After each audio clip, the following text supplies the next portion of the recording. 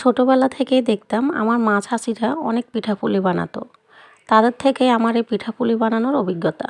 আসসালামু আলাইকুম, কী অবস্থা আপনাদের সবার? খুবই সহজভাবে আজকের রেসিপিটি শেয়ার করার চেষ্টা করব।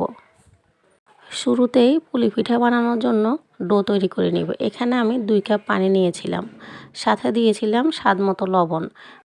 পানিটা যখন ফুটে এসেছে তখন এখানে দিয়ে দিলাম 1.5 কাপ চালের গুঁড়া। এখানে আমি শুকনো চালের গুঁড়া দিয়েছি। আর 4/1 কাপ ময়দা, তাহলে কিন্তু পিঠাটা নরম হবে, ভাপে দিলে আর ফেটে যাবে না। চালের গুঁড়াটা দিয়ে আমি কোনো নাড়াচাড়া না করে একটু ঢাকনা দিয়ে রাখবো। এরপরে ঢাকনাটা সরিয়ে সব কিছু খুব ভালো করে একটু মিশিয়ে নিব। এখন চুলাটা বন্ধ করে ঢাকনা দিয়ে রাখবো। এই ডোটা কিন্তু পারফেক্ট না হলে পিঠাগুলো ফেটে যাবে। ঢাকনা দিয়ে আমি কিন্তু 10 মিনিটের মতো রেখে দিয়েছিলাম। এখন একটা ডিশের মধ্যে ডোটা নিয়ে নেব। এরপর এগুলোকে খুব ভালো করে মথে নিতে হবে। দেখতেই পাচ্ছেন আমি কিভাবে মথে নিয়েছি। এগুলোকে এমনিতে রাখা যাবে না, একটু ঢাকনা দিয়ে রাখতে হবে, তা না হলে উপর দিয়ে শুকিয়ে যাবে। এর মধ্যে আমি পিঠার ভিতরে দেওয়ার জন্য পুরটা রেডি করে নেব। এখানে আমি নিয়েছি 1/2 কাপ ঘন দুধ আর দিয়ে দিলাম গুড়। এখানে আপনারা চিনি দিয়েও করতে পারবেন, তবে গুড়ের পিঠাটা বেশি মজা হয়। আর মিষ্টিটা আপনারা আপনাদের পছন্দ অনুযায়ী দিতে পারেন, যে হিসেবে মিষ্টি খেতে পছন্দ করেন সেই হিসেবেই দিবেন। এরপরে এখানে আমি 2 কাপের মতো নারকেল কোড়ানো দিয়ে দিলাম। সাথে কিন্তু আমি 3-4টের মতো এলাচও দিয়েছিলাম। এখন চুলার আঁচ কমিয়ে রেখে সব কিছু খুব ভালো করে নেড়েচেড়ে মিশিয়ে নিতে হবে। এই অবস্থায় কিন্তু গুঁড় আর নারকেল থেকে পানি বের হবে। চুলার আঁচ মিডিয়ামে রেখে কিন্তু পানিটা শুকিয়ে নিতে হবে। এই পুরটা কিন্তু একদম শক্ত হবে, কোনো রকম পানি থাকা যাবে না। যখন পানিটা শুকিয়ে গেছে তখন এখানে আমি 1/2 কাপের মতো গুঁড়ো দুধ দিয়ে দিলাম।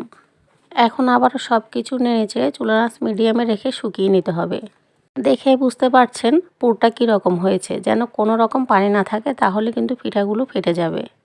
এখন এই পুরটা চুলা থেকে নামিয়ে ঠান্ডা করে নিতে হবে। চালের গুঁড়া দিয়ে যে ডোটা রেডি করেছিলাম সেটা দিয়ে আমি বড় করে একটা রুটি বানিয়ে নিয়েছিলাম, আর রুটিটা মোটা হবে। এখন একটা কুকি কাটার দিয়ে আমি গোল গোল করে কেটে নিচ্ছি। আপনারা চাইলে স্টিলের গ্লাস দিয়েও করে নিতে পারেন কাজটা। আপনাদেরকে আমি 2 রকমভাবে দেখিয়ে দিব আমি পিঠাগুলো কিভাবে বানিয়ে নিয়েছিলাম। এখন আমি পিঠাগুলো কিভাবে বানিয়ে নিচ্ছি আপনাদেরকে দেখে বুঝে নিতে হবে। ছোট ছোট রুটিগুলোর ভিতরে আমি পুরটা দিয়ে দিলাম। এরপরে হাত দিয়ে একটু মুড়িয়ে দিব। ভালো করে চেপে চেপে মুড়িয়ে দিতে হবে, তা না হলে কিন্তু পিঠাগুলো ফেটে যাবে।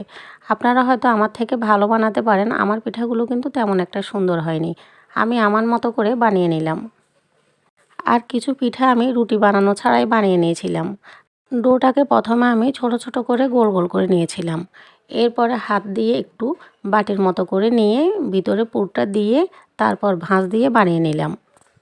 আপনারা একটু দেখে কষ্ট করে বুঝে নিতে হবে আমি কিভাবে পিঠা বানিয়ে নিয়েছি। এখন পিঠাগুলো আমি ভাপে দিব।